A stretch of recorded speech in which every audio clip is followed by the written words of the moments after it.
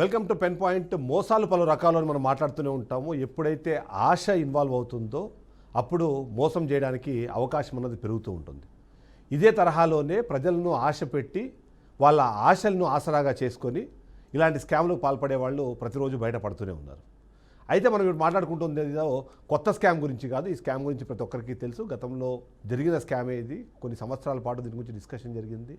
ఆ తర్వాత దీని మీద కేసులు నమోదయ్యాయి. కేసులు నమోదైన తర్వాత బాధితులకు ఊరట కల్పించేందుకు రాష్ట్ర ప్రభుత్వం కానివ్వండి, ఉన్నత న్యాయస్థానం కానివ్వండి, బాధితుల తరఫున నిలబడిందన్న విషయం కూడా మనకు తెలుసు. ఈ నేపథ్యంలో ఆ తర్వాత జరుగుతున్న పరిణామాలు, ఇక్కడ ఉన్న కొన్ని లొసుగులు వాటిని ఉపయోగించుకొని బాధితులు కాకుండా వేరే వాళ్ళు దీన్ని ఎలా ఉపయోగించుకునే ప్రయత్నం చేస్తున్నారన్నది చెప్పడానికే మనం ఈ వరుస కథనాలు ప్రసారం చేయబోతున్నాం. ధన్వంతరికి సంబంధించిన అంశంతో పాటు ధన్వంతరి సంస్థను అడ్డం పెట్టుకొని కోట్లాది రూపాయలకు పడగలెత్తిన కొద్దిమంది విషయాల్ని కూడా నేను బహిర్గతం చేయబోతున్నాను. ముఖ్యంగా ఇది ఒక సిరీస్గా మనం నడబోతున్నాము.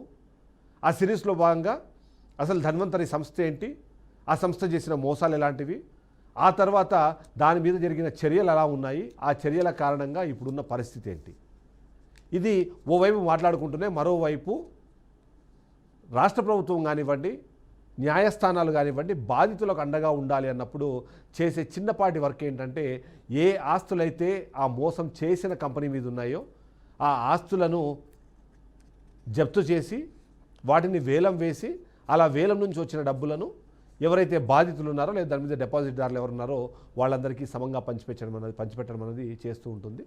అదే దాంట్లోనే ఇప్పుడు కూడా జరుగుతుంది. అయితే ఈ నేపథ్యంలోనే ఇలా అటాచ్మెంట్ జరగడానికి ముందే ఆ సంస్థ ఆస్తుల్ని కొన్ని దాచేసి వాటిని వేరే వాళ్ళ పేరు మీద ట్రాన్స్ఫర్ చేసుకొని ఇప్పుడు వాటి ద్వారా కోట్లాది రూపాయలు సంపాదించిన కొద్దిమంది గురించి చెప్పాల్సిన అవసరం ఉంది. దాని గురించి మనం ఇప్పుడు మాట్లాడతాం. ముఖ్యంగా ధన్వంతరి సంస్థకు సంబంధించి మనం మాట్లాడాల్సిన అవసరం ఉంటుంది. ధన్వంతరి ఫౌండేషన్ ఇంటర్నేషనల్ అనే ఈ సంస్థ, దీనికి సంబంధించి మనం చూడాల్సిన అవసరం ఉంటుంది. దీన్ని కేవలం ఒక అంశంగానే కాకుండా ప్రజల్లో ఉన్న ఆలోచనని ఎలా డబ్బుగా చేసుకుంటున్నారని చెప్పడానికి కూడా ఇది మనము చూడాల్సి ఉంటుంది. ఒకసారి దీని లైఫ్ని అంటే దీనికి సంబంధించిన ఒక ప్రొఫైల్ చూసే ప్రయత్నం చేద్దాం. ఏప్రిల్ 22, 2004లో ఇది ఈ ట్రస్ట్ అధికారికంగా రిజిస్టర్ అయింది. తెలంగాణలో దీన్ని రిజిస్టర్ చేశారు. ఫౌండర్ అలాగే చైర్మన్ డాక్టర్ పంతంగి కమలాకర్ శర్మ ఈ ట్రస్టును బ్రాహ్మణ సమాజం ఉద్ధరణ కోసం ప్రారంభించినట్టుగా చెప్పారు. అంతేకాకుండా దానికి అనుగుణంగానే ఎవరైతే బ్రాహ్మణులు ఉన్నారో వాళ్లను టార్గెట్ చేస్తూ దీన్ని మొత్తాన్ని నడిపే ప్రయత్నం చేశారు. మొదట్లో విద్య, ఆరోగ్యము, సంస్కృతి సంప్రదాయాలు, వివాహాలు లాంటి సేవా కార్యక్రమాలతో మొదలైంది ఈ ట్రస్ట్. దీన్ని అధికారిక వెబ్సైట్ కానివ్వండి, ఎన్జిఓ డేటాబేస్లు అన్నీ కూడా దీంట్లో అలానే చెప్పేవి. జస్డైల్ లాంటి సోర్సెస్లోనూ పోలీసు దర్యాప్తు రిపోర్ట్లు కూడా ఇవన్నీ కూడా 2024లోనే ఇది స్థాపన జరిగిన సంవత్సరంగా చెప్పిన నేపథ్యం మనం చూస్తూ వచ్చాం. సో ఇలా స్టార్ట్ అయిన ధన్వంతరి ఫౌండేషన్ ఇంటర్నేషనల్ అన్నది ఆ తర్వాత తీసుకున్న స్టెప్స్ ఏవైతే ఉన్నాయో అవి చాలామందిని ఇబ్బందుల పాలు చేశాయన్నదైతే మనకు అర్థమవుతుంది. ఏంటంటే ఎప్పుడైతే బ్రాహ్మణ సమాజం దీంట్లోకి ఇన్వాల్వ్ అయిందో వాళ్ళు చేసిన ప్రచారము, బ్రాహ్మణ సమాజ ఉద్ధరణ కోసం మేము పాటుపడుతున్నాం కాబట్టి విద్య లేని వాళ్ళకి, అందులో ముఖ్యంగా బ్రాహ్మణులు, అందులో ముఖ్యంగా వేద విద్యకు సంబంధించిన కార్యక్రమాలు చేస్తామని చెప్పారు. వివాహాలకు సంబంధించిన అంశాలని కూడా తెరపైకి తీసుకొచ్చారు. ఇవి సరిపోవు అన్నట్టు అగ్రహారాల పేరుతో కొన్ని ప్రాంతాల్లో వెంచర్లు వేసి వాటిలో కేవలం బ్రాహ్మణులకు మాత్రమే అవకాశం కల్పిస్తామనే విధంగా కూడా మాట్లాడి ప్రచారం చేసి వాళ్ళందరినీ కూడా ఆకర్షించే ప్రయత్నం చేశారు. అక్కడితో ఆగిపోలేదు. ఆ డబ్బులు ఎప్పుడైతే రావడం ప్రారంభించాయో ఆ వర్క్ చేసే క్రమంలో ఆ డబ్బులు చూసిన తర్వాత వీళ్ళు ఒక కొత్త ఆలోచన తీసుకొచ్చారు. ఆ ఆలోచన ఏంటంటే డిపాజిట్లు. ఎవరైతే ఈ ఆలోచన విధానానికి మెచ్చుతున్నారో వాళ్ళందరూ కూడా డిపాజిట్ చేయాలని చెప్పే దాంట్లో అలాంటి ఒక కార్యక్రమాన్ని ప్రారంభించారు. అదే ఇప్పుడు మనకు ప్రధాన వివాదంగా మారిపోయింది. అది ఒక భారీ డిపాజిట్ మోసంగా మనకు అనిపించింది. దానికి అనుగుణంగానే కేసు కూడా నమోదైంది. హైదరాబాద్ చెందిన ఈ ట్రస్ట్ బ్రాహ్మణ సమాజాన్ని లక్ష్యంగా చేసుకొని అధిక వడ్డీలు, లాభాలు ఇస్తామని ఆశ చూపించి సుమారు 4,000 మంది బాధితుల దగ్గర నుంచి 514 నుంచి 516 కోట్లు డిపాజిట్ సేకరించినట్టుగా ఆ కేసు మనకి చెబుతోంది. అందులో ఆరోపణలు కూడా మనకు అవే వినిపిస్తున్నాయి. ట్రస్ట్ ఫౌండర్, చైర్మన్ మరియు అలాగే మేనేజింగ్ డైరెక్టర్ ట్రస్ట్ ఎవరైతే ఉన్నారో డాక్టర్ పంతంగి కమలాకర్ శర్మ. ఈయన బ్రాహ్మణ కమ్యూనిటీ అనే పేరుతో అందరినీ నమ్మకం కలిగించి వాళ్ళందరినీ నమ్మించి ఆ తర్వాత సీనియర్ సిటిజన్లు ఇతరుల దగ్గర నుంచి కూడా డబ్బులు సేకరించారన్నది పోలీసుల దర్యాప్తులో బయటపడిన సందర్భం ఉంది మనకి. ఈ మొత్తం ఏంటంటే దీంట్లో 2023లో బాధితుల ఫిర్యాదుతో హైదరాబాద్ సెంట్రల్ క్రైమ్ స్టేషన్ అంటే సిసిఎస్లో పోలీసులు కేసు నమోదు చేశారు. అంతేకాకుండా తెలంగాణ డిపాజిటర్స్ ఫోరం అంటే డిపాజిట్ ప్రొటెక్షన్ యాక్ట్ కింద దర్యాప్తు జరిగి ఈ దర్యాప్తులో కొన్ని ఇంపార్టెంట్ ఇష్యూస్ కూడా బయటకు వచ్చాయి. ఎందుకంటే ఇది కేవలం డబ్బుతో ట్రస్ట్ కాకుండా మరికొన్ని అనుబంధ కంపెనీలు కూడా స్టార్ట్ అయ్యాయి. అందులో ముఖ్యంగా డిఎఫ్ఐ నిర్మాణ్, ధరణి షెల్టర్స్ ఇలా మరికొన్ని వాటిని స్టార్ట్ చేసి దాని ద్వారా దాదాపుగా 450 ఎకరాల భూమిని వీళ్ళు సేకరించారు. అది ఆంధ్రప్రదేశ్ అలాగే తెలంగాణలో ఉన్నాయి. హైదరాబాద్లో కూడా 3000 చదరపు గజాల కమర్షియల్ స్పేస్ లాంటి ఆస్తులు కూడా వీళ్ళు కొన్నట్టుగా గమనించారు.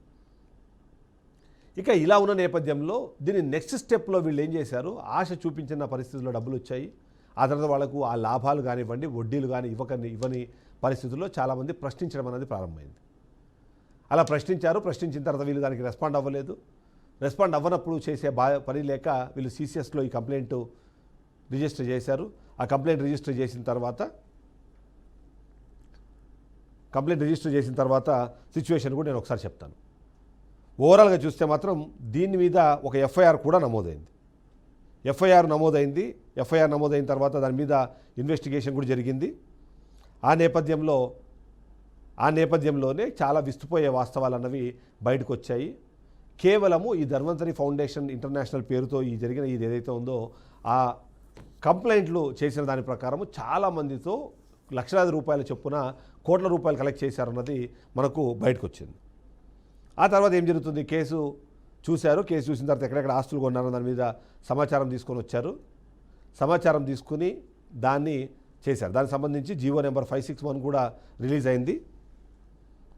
జీవో నెంబర్ 561 ప్రకారము ఎక్కడ ఏం ఆస్తులు ఉన్నాయి, సో ఎవరి దగ్గర నుంచి ఎంత డబ్బులు కలెక్ట్ చేశారు, ఆ డబ్బులు కలెక్ట్ చేసే క్రమంలో ఎలాంటి హామీ ఇచ్చారన్నది కూడా మనకు అర్థమవుతుంది. సో ఇక్కడ మనకు దీనికి సంబంధించి ఏమేమి ఉన్నాయన్న దానికి సంబంధించిన సమాచారము వాళ్ళు కనుగొన్నారు. దాంట్లో Dharani shelters private limited, DFI ventures limited, DFI IT solutions private limited, అలాగే DFI Srujan private limited, DFI Nirman private limited, DFI infra projects private limited, DFI hospitals private limited, ఇవన్నీ కూడా అఫీషియల్గా వీటన్నిటిని చేసినట్టుగా చెప్పారు. కానీ ఇవి కాకుండా మరికొన్ని కంపెనీలు ఉన్నాయి. ఆ కంపెనీలకు సంబంధించిన అంశాలని బయటికి రానియకుండా ఆపుకున్న పరిస్థితిని మనం చూస్తూ వచ్చాం.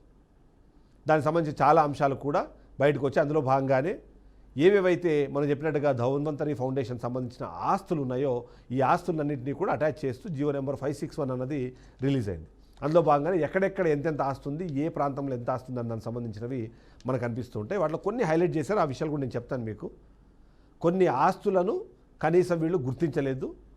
కొన్ని ఆస్తులను వీటి ఆస్తులుగా వాటిని పరిగణించకుండానే కొన్ని విలువైన ఆస్తుల్ని పక్కన పెట్టారన్నది మనకు సమాచారం. దానికి అనుగుణంగానే ఇదంతా కూడా నడిచింది అన్నది కూడా మనకు తెలుస్తుంది. సో ఎందుకు ఇలా జరిగింది అన్నదాన్ని మనం డిస్కస్ చేద్దాం. అయితే ఇక్కడ ఈ జీవో ప్రకారము వచ్చిన సమాచారం ప్రకారము ఎవరెవరి దగ్గర నుంచి ఎంతెంత డబ్బులు కలెక్ట్ చేశారు, దాదాపుగా 4000 మందితో వీళ్ళు డబ్బులు కలెక్ట్ చేశారు. 514 నుంచి 516 కోట్ల రూపాయలు వీళ్ళు కలెక్ట్ చేశారన్నది సమాచారం అందుకున్న తర్వాత జరిగిన పరిణామాలన్నీ మనం చూస్తూ వచ్చాం. సో ఇప్పుడు గేమ్ అన్నదాన్ని డిఫరెంట్గా చేసే ప్రయత్నం చేశారు. అప్పటిదాకా వడ్డీలు ఇస్తామని చెప్పారు, ఆశ చూపారు, అడిగిన తర్వాత మొహం చాటేశారు, ముందుకు వెళ్లకుండా ఆగిపోయారు. ఎవరిని అడిగితే బెదిరించే ప్రయత్నం చేశారు, మరి కొద్దిమందికి ఏమో క్లియర్ చేసే ప్రయత్నం చేశారు. సో ఏది చేసినా సరే దీని మీద ఒక కేసు నమోదైంది. నమోదైన కేసు ప్రకారము దాని మీద చర్యలను కూడా మనం చూసాయి. ఆ నేపథ్యంలోనే దాదాపుగా 30కి పైగా బ్యాంక్ అకౌంట్లు కూడా ఫ్రీజ్ చేశారు. ఇది సరిపోదన్నట్టుగా ఫోరెన్సిక్ ఆడిట్ చేశారు. ఆస్తులు అటాచ్ చేయడానికి గవర్నమెంట్ నుంచి ఆర్డర్లు జారీ అయ్యి అవే నేను చెప్పినట్టుగా జీవో నెంబర్ 561. సో దాని నుంచి ఇప్పుడు 2025 వరకు కూడా ఇది కంటిన్యూ అవుతూ వచ్చింది. సో నాంపల్లి స్పెషల్ కోర్టు ఈ ఆస్తులను అటాచ్ చేసిన తర్వాత దీన్ని సవాల్ చేస్తూ ట్రస్టు హైకోర్టులో ఒక పిటిషన్ కూడా దాఖలు చేసింది. ఏమని, ఈ ఆస్తులకు సంబంధించి కానివ్వండి, ఈ మొత్తం ఇష్యూకి సంబంధించి కానివ్వండి వాళ్ళు చేస్తే, అయితే తెలంగాణ హైకోర్టు మాత్రం ఆ అటాచ్మెంట్ని సమర్థిస్తూ ఆస్తులను వేలం వేసి ఆ వచ్చిన డబ్బును బాధితులకు పంచాలని చెప్పేసి ఆదేశించింది. ఇది బాధితులకు ఖచ్చితంగా ఒక సంతోషకరమైన వార్త. 514 నుంచి 516 కోట్లు కలెక్ట్ చేసిన వాళ్ళు వందలాది ఎకరాలను అప్పటికే కొన్నారు కాబట్టి వాటన్నింటినీ క్లియర్ చేయడం ద్వారా, డిస్పోజ్ చేయడం ద్వారా ఆ డబ్బులు తిరిగి వీళ్ళకి వస్తాయి అన్నది అందరూ అనుకున్నారు. అయితే ఇప్పుడు కూడా అంటే ఈరోజు కూడా మనం ఆలోచిస్తే హైదరాబాద్లో జరిగిన పెద్ద పెద్ద డిపాజిట్ మోసాల్లో ఇది కూడా ఒకటి అన్నది మనకు కనబడుతుంది. ఇక బాధితులు తమ డబ్బుని తిరిగి పొందేందుకు ఒక అవకాశం ఉందని ఒక ఆశతో ఉన్నారు. ఎస్, నిజమే. అటాచ్ అయిన ఆస్తుల వరకు ఓకే, అటాచ్మెంట్ జరిగిన ఆస్తుల వరకు ఓకే. డిఎఫ్ఐ పేరుతో ఏదైతే ప్రభుత్వం గుర్తించినా లేదా పోలీసులు గుర్తించిన ఆస్తులు ఏవైతే వాటి వరకు ఓకే. కానీ ఇదే ధన్వంతరి ఫౌండేషన్ మరికొన్ని సబ్ కంపెనీస్ని క్రియేట్ చేసుకున్నారు. ఆ కంపెనీకి కొన్ని ఆస్తులను బదలాయించారు, అందులో కొన్ని డిపాజిట్లు పెట్టే ప్రయత్నం చేశారు. వాటి మీద కూడా విచారణ జరగాల్సిన అవసరం ఉందన్నది ఇప్పుడు మనకు బాధితులు చెప్తున్నమాట. అంతేకాకుండా కొన్నిటిని ఇప్పటికే గుర్తించి వాటిని పోలీసులకు కూడా సమాచారం ఇచ్చామని చెప్తున్నారు. ఎప్పుడైతే ఇది వేలం వరకు వెళ్తుందో, వేలం చేసే వరకు ఆ ప్రాసెస్ వరకు వెళ్తుందో అంతలోపు వీటిని కూడా అటాచ్ చేసి వాటిని కూడా కలిపి ఇది చేస్తే బాగుంటుంది అన్నది. సో ఈ నేపథ్యంలోనే ఎక్కడెక్కడ ఆస్తులు ఉన్నాయి, ఏమేమి ఆస్తులు ఉన్నాయన్న విషయానికి సంబంధించిన డిస్కషన్ ఒకవైపు జరుగుతూనే ఉంది. వాళ్ళు చెప్పిన ఆస్తులు, వాళ్ళు కనుగొన్న ఆస్తులు కాకుండా కనుగొనని ఆస్తులు సిస్టర్ కన్సర్న్ల పేరుతో, వీటి కనెక్టెడ్ కంపెనీల పేరుతో మరికొన్ని కంపెనీలు స్టార్ట్ చేసి ఆ కంపెనీల పేరుతో కూడా కొన్ని ఆస్తులు కొన్నారు. ఆ ఆస్తులని ఇప్పుడు దాచిపెట్టి ఆ ఆస్తులతో వేరే రకమైన బిజినెస్ ఎలా చేయాలనే దాని మీద, సో ఆ విధంగా చూస్తే మాత్రం ఖచ్చితంగా ఇది జరుగుతుంది. అయితే ఈ నేపథ్యంలోనే పోలీసులు కానివ్వండి, ప్రభుత్వం కానివ్వండి తీసుకున్న చర్యలు ఏంటి, ఆ చర్యల కారణంగా జరుగుతున్న పరిణామాలు ఏంటి అని కూడా మనం ఒకసారి చూసే ప్రయత్నం చేద్దాం. ఎప్పుడైతే వీళ్ళ ఆస్తులు ఉన్నాయో ఆస్తులను అటాచ్ చేశారు, వాటిని రిజిస్ట్రేషన్ చేయకుండా, రిజిస్ట్రేషన్ కాకుండా ఆపే ప్రయత్నం అన్నది చేశారు. కానీ అవి అఫీషియల్గా ఏవైతే రిజిస్టర్ అయ్యాయో, అఫీషియల్గా ఏవైతే అటాచ్ అయ్యాయో వాటి వరకు మాత్రమే. అటాచ్ అవ్వని భూములు, అటాచ్ కాకుండా ఆపిన భూములు, వాటి సంగతి ఏంటి అన్నది ప్రతి ఒక్కరికి ఇప్పుడు ఒక ప్రశ్నార్థకంగా మారింది.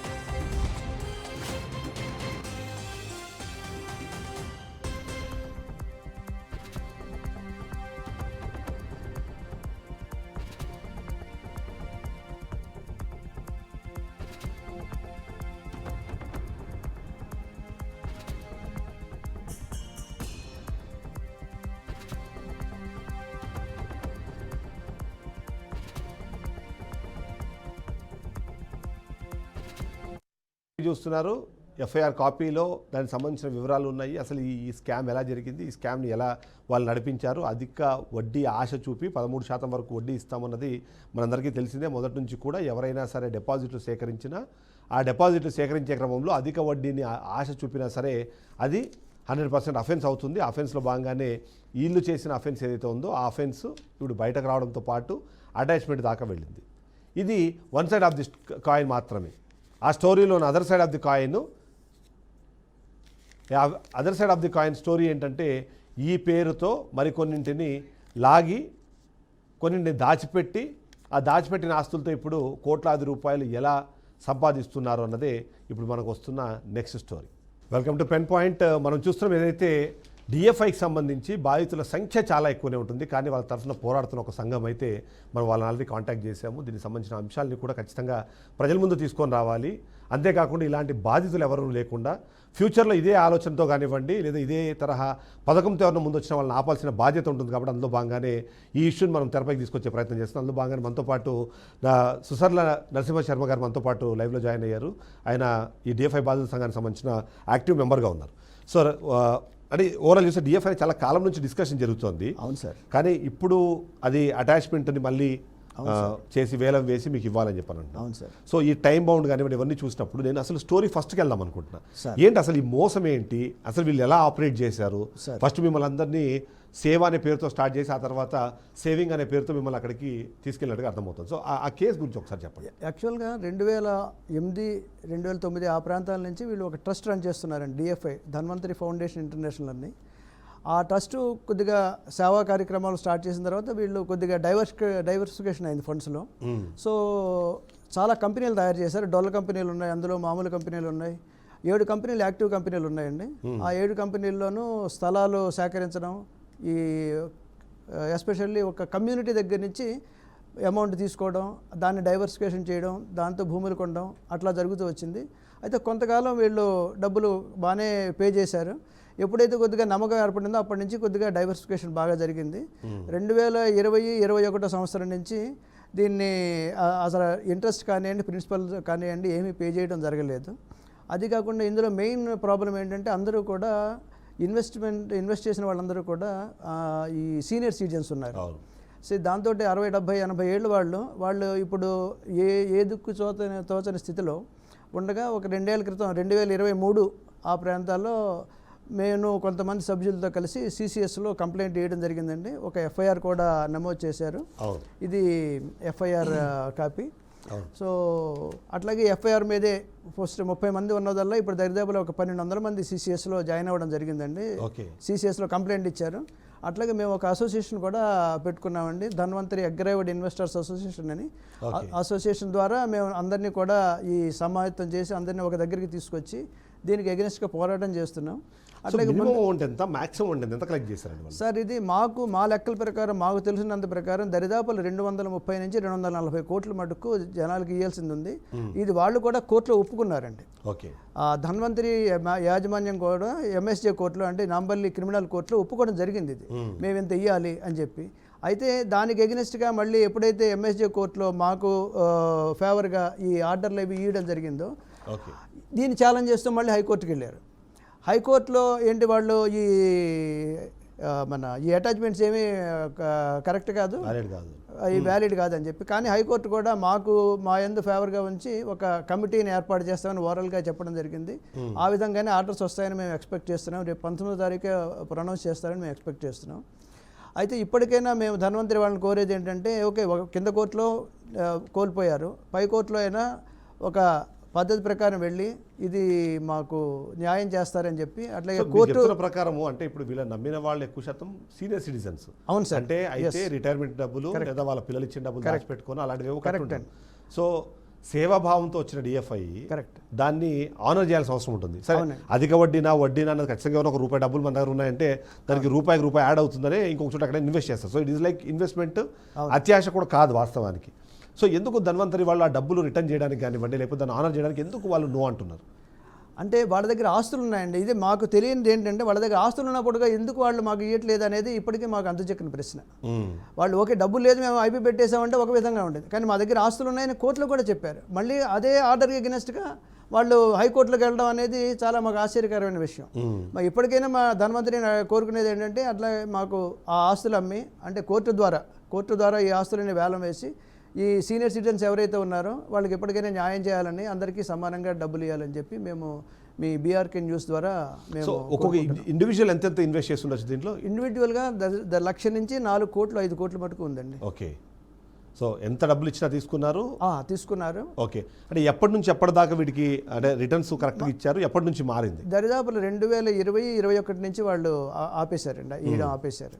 మేము ఎంతో కాలం వాళ్ళ ఆఫీసు చుట్టూ తిరిగాము. మేము ఫ్రీ సర్వీస్ చేస్తాం సార్, ఏదైనా ప్రాబ్లం ఉంటే, ఇదంతా ఒక కమ్యూనిటీకి సంబంధించింది, మేము సర్వీస్ చేస్తామని చెప్పి వాళ్ళని అడగడం జరిగింది. కానీ మమ్మల్ని వాళ్ళు లెక్క చేయలేదు.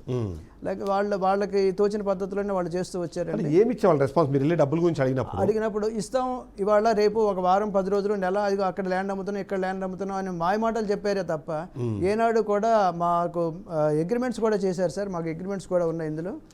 మాకు అగ్రిమెంట్స్ కూడా చేసి పలానా రోజున మీకు ఇన్వెస్ట్మెంట్ అట్లాగే ప్రిన్సిపల్ ఇస్తామని చెప్పి, కానీ అది ఎప్పుడు ఏనాడు మాకు హానర్ చేయలేదండి.